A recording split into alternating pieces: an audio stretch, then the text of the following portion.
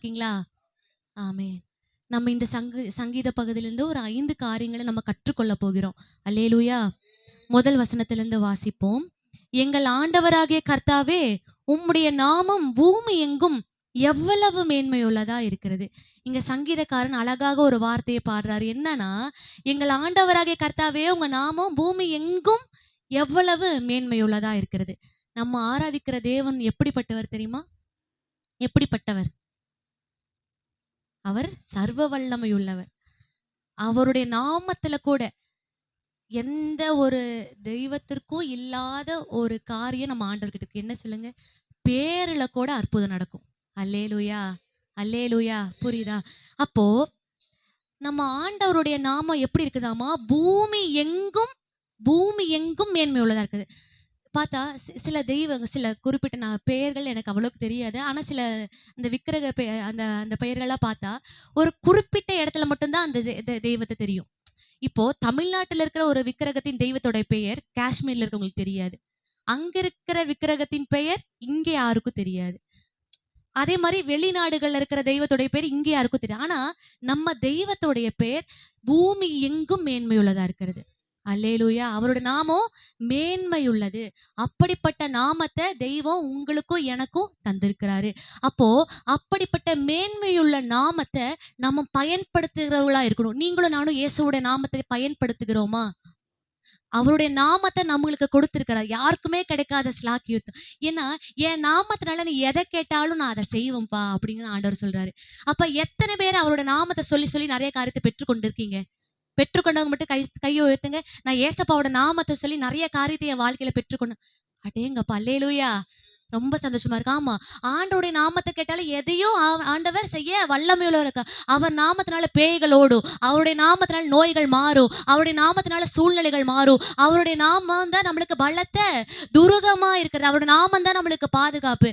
அப்போ நம்ம ஏசப்பாவோட பேர்ல கூட நம்மளுக்கு பாதுகாப்பு உண்டு. அல்லேலூயா. அத தாவீது அழகா பாடுறாரு. ஆண்டவரே, உம்முடைய நாமம் பூமி எங்கும் எவ்வளவு மேன்மையுள்ளதா இருக்கிறது.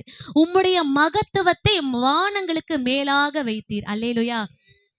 இத வாசிக்கும் போது நானு தாவீத உணர்ந்து பார்த்தேன். என்னன்னா, அவர் ஒரு சயின்டிஸ்டுங்க. அல்லேலூயா. அவர் ஒரு விஞ்ஞானி. எப்படின்னு சொல்லுங்க பார்க்கலாம். இப்போ வந்த காலகட்டத்துல இப்போ ராக்கெட்டையும் அதையும் இப்பதான் நவீனமயமாச்சு. ஆனா இப்ப இருக்கவன் வந்துட்டு ஒண்ணு கண்டுபிடிச்சிட்டு பூமியில கண்டுபிடிச்சிட்டு அங்க போயிட்டு வந்துட்டு அவ பெருமையா இருக்கான். ஆனா தாவீது இருக்கிற இடத்துல சொல்றாரு பாருங்க, ஆண்டவரே, உம்முடைய மகத்துவத்தை வானத்துக்கும் மேலாக வைத்தீர். அப்ப எவ்வளவு ஆராய்ஞ்சிட்டு உட்கார்ந்து இருப்பாரு. எனக்கு இது வாசிக்கும் போது ரொம்ப ஆச்சரியமா இருந்துச்சு. அவனோட இப்ப வேதத்திலே ரொம்ப ஞானம் உள்ள மனுஷன் யாரை குறிப்பிட்டிருக்காங்க? சாலமோன்.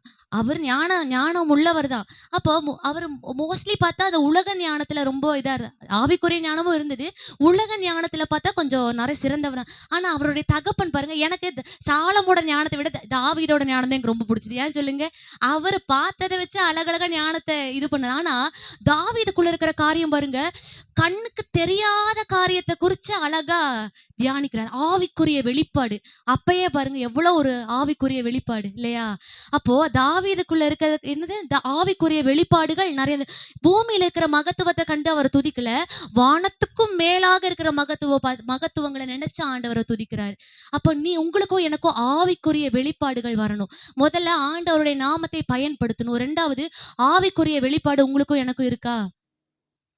கண்டிப்பா இருக்கணும். எப்ப ஆவிக்குரிய வெளிப்பாடு வரும்னா, ஆண்டவருடைய சமூகத்துல இரவும் பகலும் தியானமா இருக்கிற மனுஷனுக்கு மட்டும்தான் ஆவிக்குரிய வெளிப்பாடுகள் உண்டாகும். அல்லேலூயா. அப்ப எத்தனை பேருக்கு வாஞ்ச வேணும்? ஆவிக்குரிய வெளிப்பாடு எனக்கும் வேணும்பா, என் கூட பேசுங்கப்பா, என் கூட பேசுங்கப்பா, அனுதினமும் கேட்கிறவர்களாய் இருக்கணும்.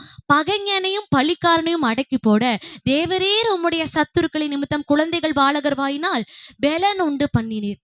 அங்க ஆண்டவர் கழுதின் மேல ஒரு பவனி வந்துட்டு இருக்காரு. வந்து கடைசியில தேவாலயத்துக்கு வந்ததுக்கு அப்புறம் ஒரு சப்பானியரும் குருடரும் ஆண்டவருக்கு முன்பாக வந்து நிக்கிறாங்க. நின்னோன்னா ஆண்டவரை சொஸ்தமாக்குறாங்க. அதை பார்த்த சிறு பிள்ளைகள், குழந்தைகள் எல்லாம் என்ன பண்றாங்கன்னு பார்த்தா, ஆண்டவர் செஞ்ச அற்புதங்கள் நினைச்சு அந்த குழந்தைகள் என்ன பண்றாங்களோ துதிக்கிறார்களாமா. அந்த அந்த ஆண்டவர் அந்த குருடனுக்கும் சப்பானியனுக்கும் செஞ்ச சுகத்தை பார்த்து, கொடுத்த விடுதலை பார்த்து குழந்தைகள் குழந்தைக்கு இப்ப ஜெயிட இப்ப நம்ம துதிக்கிறது வேற. அந்த குழந்தைங்களுக்கு புரியுமா? ஆனாலும் அத பார்த்து துதிச்சாங்களாமா. இப்ப கெவினுக்கு, ஜஸ்வினுக்கு சொல்ல தெரியுமா? ஆனா என்ன பண்றாங்க? துதிக்க ஆரம்பிச்சாங்களாமா குழந்தைங்க. அதான் குழந்தைகள் பாலகர் வாயினால் பெலன் உண்டு பண்ணினாராமா. குழந்தைகள் எத சொன்னாலும் நம்புமா? நம்பாதா? சில நேரத்துல வந்துட்டு ஜெய்டன் ஏதாவது கேட்பான். ஆனா வீட்டுக்குள்ள இருக்காது. ஆனா இருக்குன்னு சொல்லி அவன நம்ப வச்சுருவோம். நம்புனோனே, நாங்க தரேன் அப்படின்னு சொன்னோன்னா, சரிம்மான்ருவான். அப்போ நீங்க நம்புவீங்களா அந்த மாரி? இவங்களாவது தரதாவது. ஏதாவது ஒரு காரியத்த வச்சுக்கோங்க. ஆனா, அவ ஏதாவது அம்மா இது வேணுமா? சரி அம்மா தரேன் அப்படின்னு சொன்னோனே, உடனே சரிம்மா அப்படின்ட்டு போயிருந்தான். ஆனா அதுக்கப்புறம் கேட்க மாட்டான். ஏன்னா, குழந்தைங்க எல்லாத்தையுமே நம்பும். அதே போல தான் அந்த குழந்தைகள் என்ன பண்ணுச்சாமா, ஆண்டவர் செய்த அற்புதங்கள், அதிசயங்களை பார்த்து நம்பினது. அல்லேலூயா. 3வது உமது விரல்களின் கிரியையாகிய உம்முடைய பானங்களையும்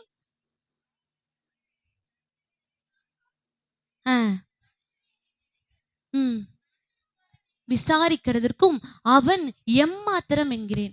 இப்ப என்ன அப்படின்ட்டா, ஒரு பக்கம் பார்த்தா பெரிய சூரியன். ஒரு பக்கம் பார்த்தா கண்ணு கெட்டாத தூரம் வானம். கண்ணு கெட்டாத தூரம் பூமி. ஒரு பக்கம் பார்த்தா அப்படியே நட்சத்திரங்கள் எண்ண முடியுதா? எவ்வளோ மகிமையா இருக்கு பார்க்கறக்கு. ஆனா ஒரு சைடு திரும்பி பார்த்தா, சின்ன ஒரு மனுஷன். அவனுக்குள்ள சின்ன இருதயம். அதுக்குள்ள குட்டி குட்டி அணுக்கள். ஒரு பக்கம் பார்த்தா பிரம்மாண்டமா இருக்கு. ஒரு பக்கம் பார்த்தா குட்டி குட்டி குட்டியா.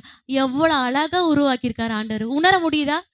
கடவுள் எவ்வளோ அழகா உண்டாக்கியிருக்காரு. ஒரு பக்கம் பார்த்தா குட்டி, குட்டி, குட்டி. அப்போ அவ்வளோ பெரிய சூரியனா இருந்தாலும் சரி, நமக்குள்ள இருக்கிற சின்ன, சின்ன அணுக்களா இருந்தாலும் சரி, எவ்வளோ பெரிய பிரம்மாண்டமான காரியத்த அவருடைய கரத்தின் கிரியையால செஞ்சிருக்காரு. அப்ப எனக்கு ஒரு கேள்வி வந்துச்சு. நான் இங்க உட்கார்ந்து தியானிச்சுட்டு இருக்கும்போது, ஆண்டவரே அவ்வளோ பெரிய பிரம்மாண்டமா ஒவ்வொரு காரியத்தையும் செஞ்சிருக்கிறீரே, எங்க வாழ்க்கையில ஏன் ஒரு பிரம்மாண்டமா ஒரு காரியமும் நடக்கலன்னு கேட்டேன். அப்ப ஆண்டவர் வந்து சப்புன்னு ஒரு கன்னத்துல அற வச்ச மாரி ஒரு கொஸ்டின் எனக்குள்ள வச்சாரு. என்ன அப்டின்னா, "நான் உன் வாழ்க்கையில கரத்தின் கிரியை செய்ய நீ என்ன செஞ்ச? எனக்கு விட்டு குடுத்தியா? நீ சும்மா சும்மா உன் கரத்த, உன் மாம்சத்த தானே செஞ்ச. எனக்கு நீ விட்டு குடுத்தியா? நான் என் கரத்தின் கிரியைய உன் வாழ்க்கையில செய்ய நீ விட்டு குடுத்தியான்னு?" கேட்டாரு.